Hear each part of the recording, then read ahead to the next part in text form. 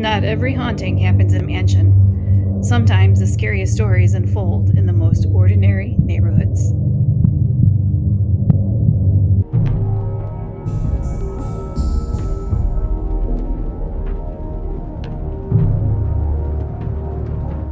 This wasn't just our house. Almost every neighbor felt it. But before the whispers, before the girl in pink, there was Lockport.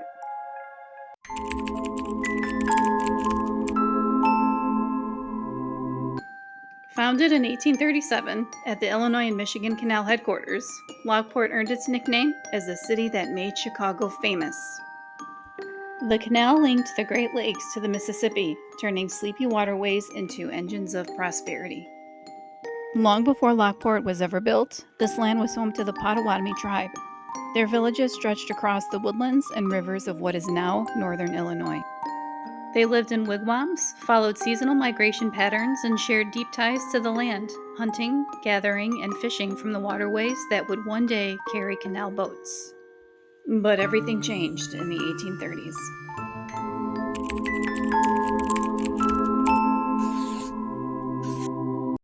In 1830, Armstead Runyon built a homestead along Fittyman Creek, beginning what would become Lockport.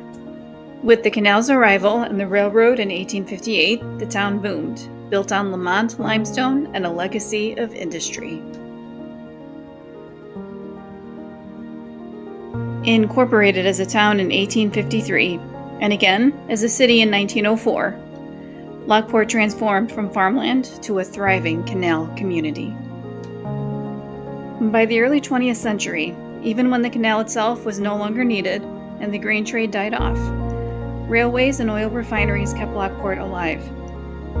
Today, those original limestone structures still stand as witnesses to a far more complex story.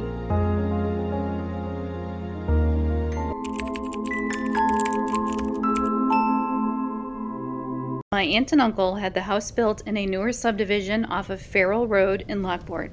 We moved into the house in the late 90s. Everyone else slept at the old place that first night, except me and a college roommate who came to help us. The moment the front door closed, the air felt different. No footsteps, no whispers, just that heavy, instinctive chill that says, "You're not alone." The next morning, I told them that it was one of the creepiest places that I've ever been.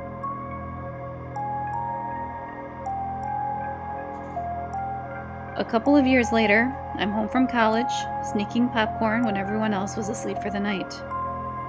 The microwave hums. I'm alone in the kitchen. Then, right at my ear, psst, clear, deliberate. I spin around. Nobody. No footsteps upstairs, no uncle playing a prank. No one. I was completely alone. 5 minutes later, both of my little cousins start crying, simultaneously, from different rooms. Whatever whispered was already moving through the house.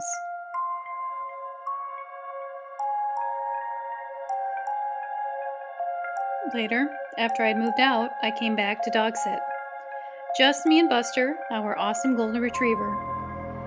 I usually crashed on the couch when I was dog sitting and alone with all the lights on, just in case I needed to get out of there quickly. This night, however, I braved an upstairs bedroom. Every light blazing like a frightened lighthouse. Buster lay across the doorway, head on paws, but his ears kept twitching. Then it happened.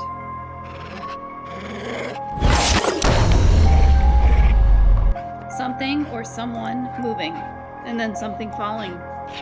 Buster stood up, hackles raised, growling at a hallway and staircase with nothing on it. I'd never seen him like that, guarding me from something I couldn't see. A little later, I came by to dog sit again.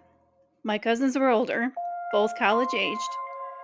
As I walked in through the garage like I always did, they immediately turned to me and asked, "Did you just come in and go back out?"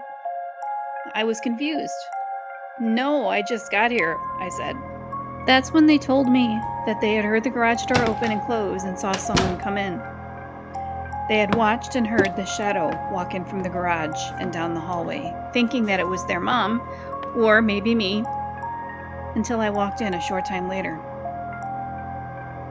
Safe to say, I wasn't exactly thrilled to be staying there alone after that.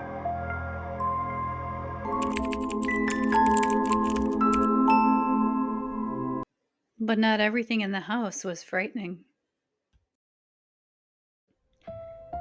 My cousin S had a different kind of experience, one that stuck with all of us. When she was little, she would often talk about a little girl.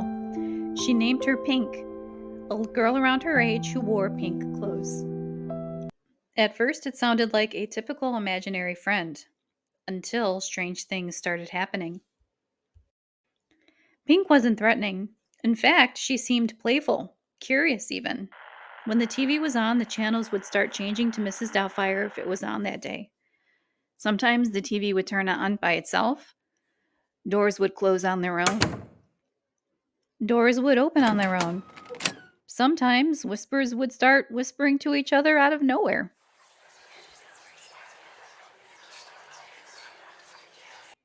One night, when my family was eating in the dining room, they heard whispers all around them. They all looked at each other. Did you hear that? Yep. And they all just kept on eating. These things weren't uncommon, and they really didn't feel malevolent. My aunt had an encounter. One night, she woke up to see a girl in a pink petticoat standing quietly in the corner of the room. No malice, no fear, just the overwhelming sense that she was watching over something or someone. Years later, we all got together for a family event. My cousin brought up Pink, and she mentioned that one of our neighbors had sent her a photograph.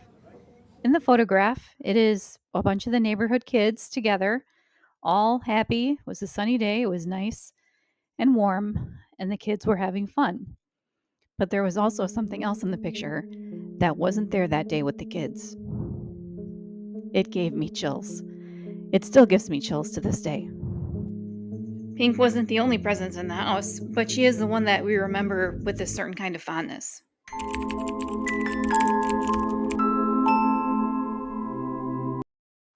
But not all spirits in the house were as gentle as Pink. My cousin Jay had an experience that left a deeper chill. His original bedroom was in the back corner of the second floor, a room that, for reasons none of us could quite explain, always felt off, heavy, uneasy. Jay said that he would see an old man sitting in the corner of the room, not doing anything, just watching. But it wasn't a comforting presence. The figure carried a weight, an unsettling energy that made the room feel colder, darker. Eventually, Jay moved to the front bedroom on the same floor, and just like that, the feeling lifted. No more sightings of the old man, no more unease. He stayed there for the rest of the time that he lived there.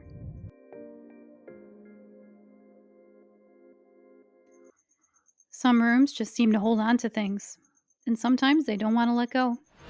Interestingly, it wasn't just our house, it seemed to be a whole block haunting.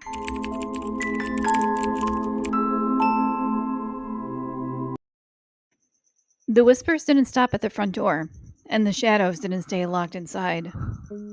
All up and down the street, neighbors would share their own stories. Quietly at first, like they were afraid to be taken too seriously, or not seriously enough. One neighbor talked about a spirit they referred to as Blue, a girl in a blue petticoat who would appear at odd times, then vanish just as quickly. Their home experienced many of the same phenomena we did: doors shutting by themselves, televisions turning on and off, whispers without a source. Another neighbor, just across the street, once said it was the scariest house she had ever lived in. She eventually brought in a priest, a few times, to bless it. After that, the strange happenings slowed, but they never really stopped.